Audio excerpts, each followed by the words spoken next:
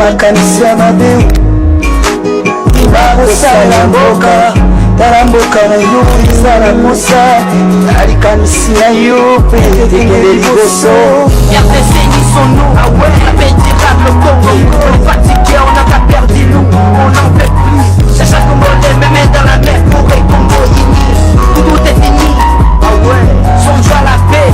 Yeah, la RDC, si vaste pays en bon milieu d'Afrique, à chaque fois tourmenté par les étrangers. Est-ce que la colonisation est finie ou pas? Nous voyons les femmes violées, les enfants non scolarisés.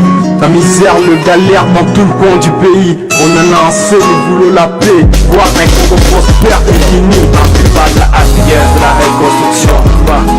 Pas de changement éphémère, je fais que l'instruction. Amani, forever, la haine n'est pas une arme. Et que Dieu n'est pas que de l'arme. Gâchette, machette, ce monde est guerre enterrée. Amani, forever. Alors, nos remerciements vont tout droit à la faculté qui vous gère. Et nous remercions aussi l'enseignant du cours parce que ce sont des activités qui permettent à ce que les étudiants de droit se découvrent et non seulement que les étudiants se découvrent, que le public sache que non, il existe aussi une faculté de droit. La connaissance de chaque acteur qui s'engage. Monsieur le greffier, veuillez acter la comparution du conseil de la partie demanderesse. Et du côté du défenderesse, les parties comparaissent assistées de maîtres. Le tribunal se déclare régulièrement saisi. Maître, est-ce qu'il y a des préalables? De notre côté, Monsieur le Président, il n'y en a pas. De notre côté également, Monsieur le Président, il n'y a pas de préalable. Merci, Monsieur le greffier, est bien acté qu'il n'y a pas de préalable jusqu'à ces temps. Le tribunal accorde la parole à la partie demanderesse envie de faire valoir ses prétentions. Regardez quand même la trace de ce procès spécial. Merci, Monsieur le procureur, Monsieur le greffier, bien acté. Oui, maître, allez-y. Merci, Monsieur le Président, pour la parole nous accordée. On éloge, Monsieur le Président. Mais c'est drôle. Écoutez de l'autre côté de la barre, les gens disent qu'il a été de mauvaise foi, raison pour laquelle il n'a pas honoré sa créance. Monsieur le Président, d'ailleurs, nous les enfants, avec qui il puisse travailler, ses propres enfants, Monsieur le Président, pour dire qu'il a été d'une manière manifeste, une grandeur d'âme spéciale. Monsieur le Président, il travaille avec ses enfants.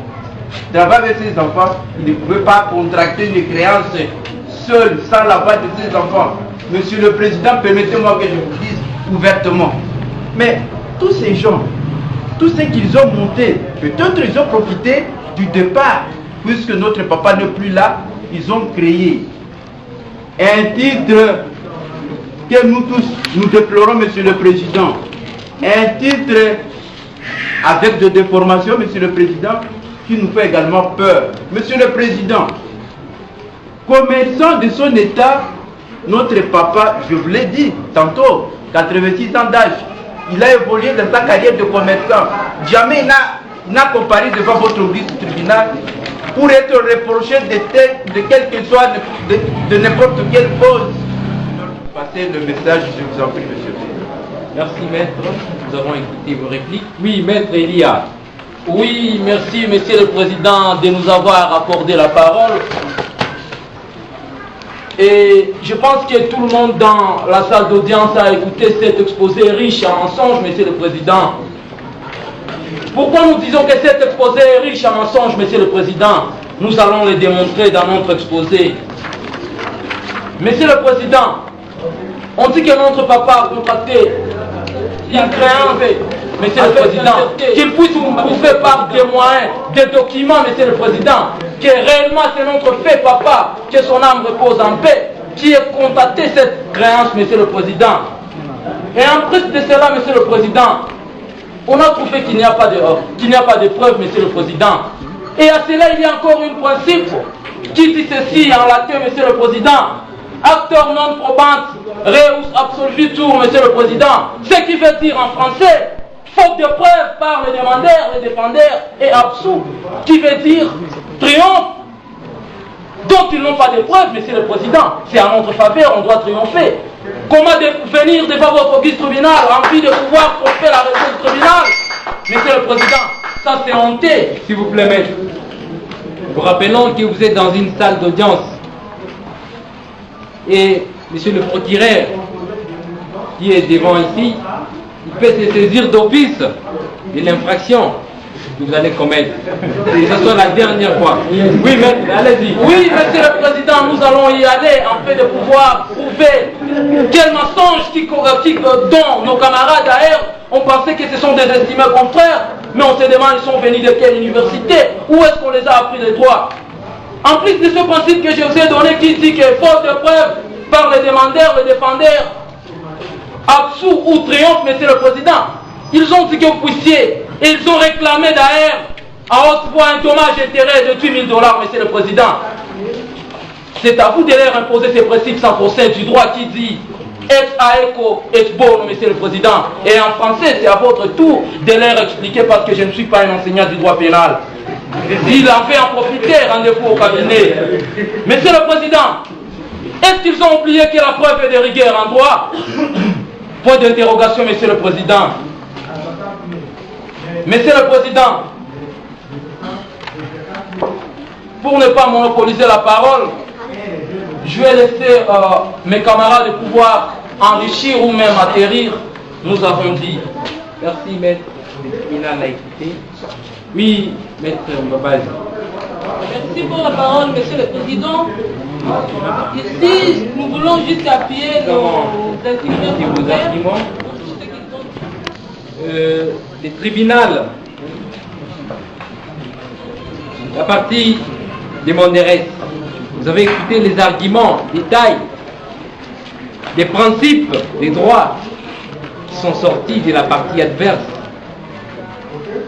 Étant donné que nous sommes en matière civile et que nous sommes passifs, sur base du principe où nous probans incumbit actori, la charge de la preuve incombe à celui qui allègue les faits.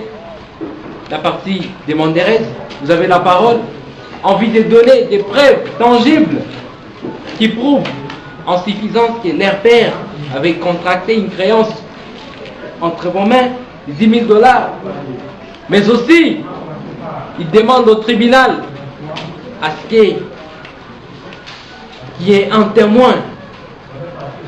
Parce qu'on ne peut pas signer, on ne peut pas contracter une créance de 10 000 $, ça qu'il y ait une personne qui a signé en qualité de témoin.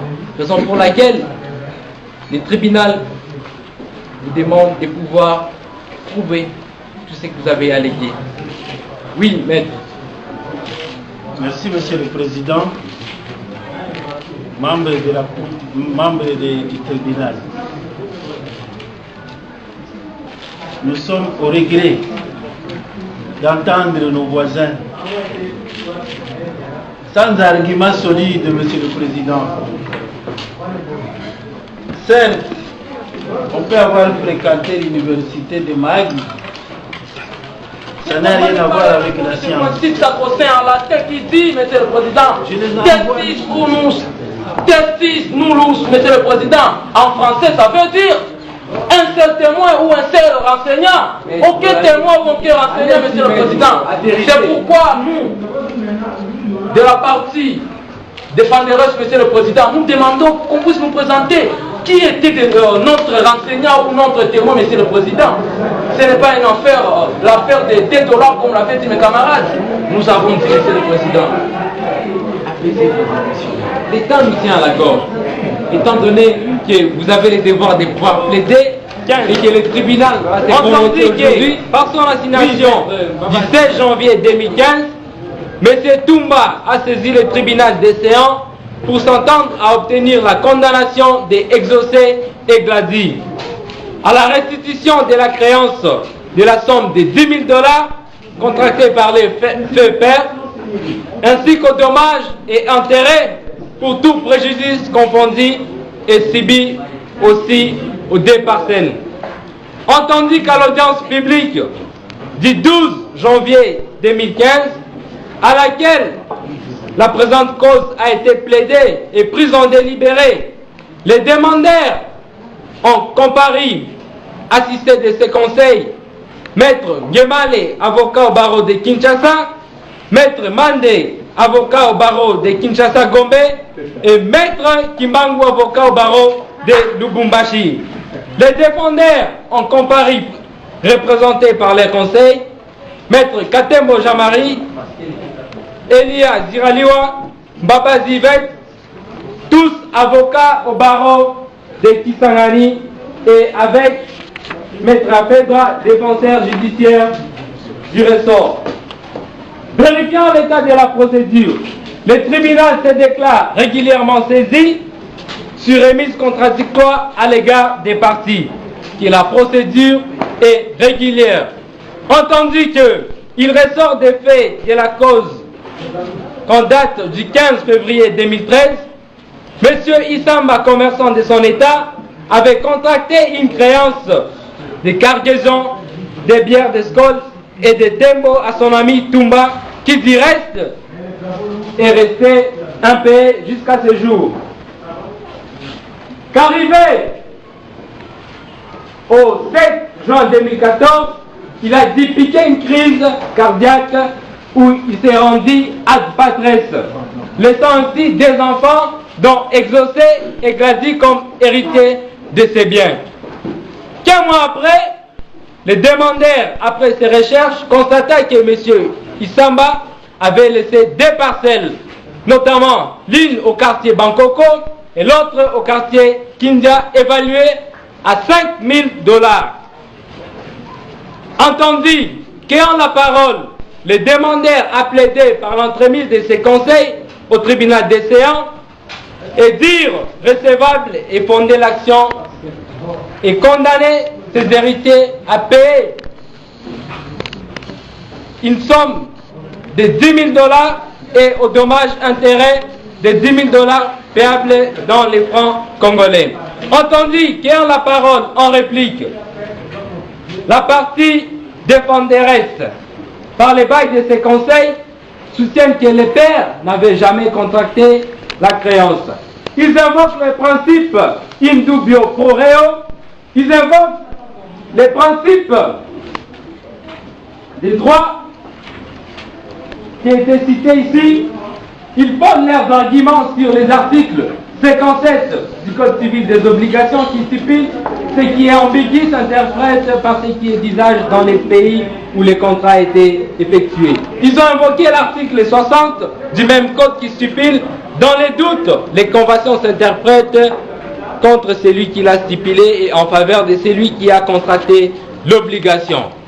Par ces motifs, le tribunal de paix de l'Irumu, siégeant en matière civile au premier degré, vu le code des procédures civiles, vu le code de la famille à ses articles 801 et 804, qui disposent que la faculté d'accepter ou de renoncer à la succession est strictement personnelle.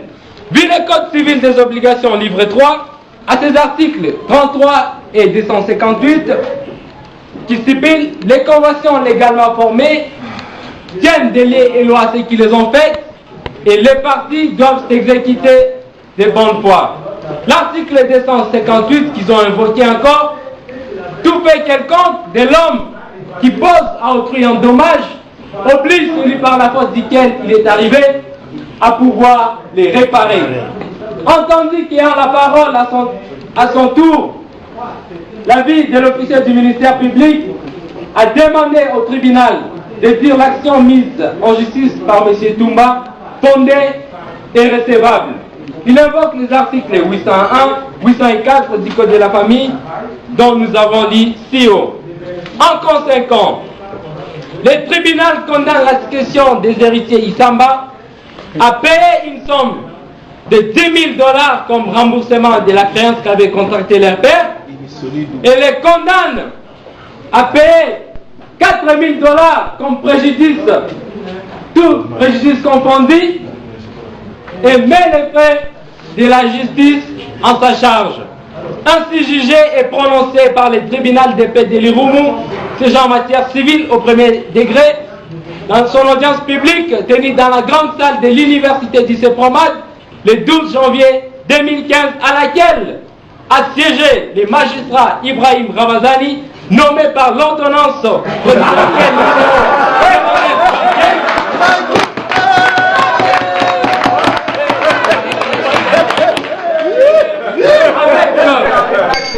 avec les concours de l'officier du ministère public à la personne du magistrat Oumoya Ourini Dédonné et de l'assistance du greffier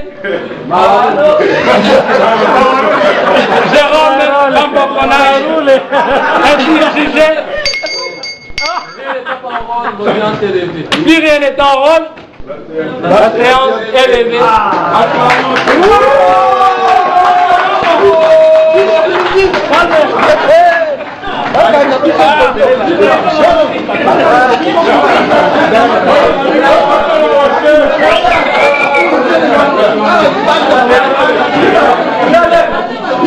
Allez maître, quelle est votre appréciation? Ils ont très bien travaillé. Ce sont des gens qui vont mettre Mbombo en difficulté. Merci maître. Vous avez aussi.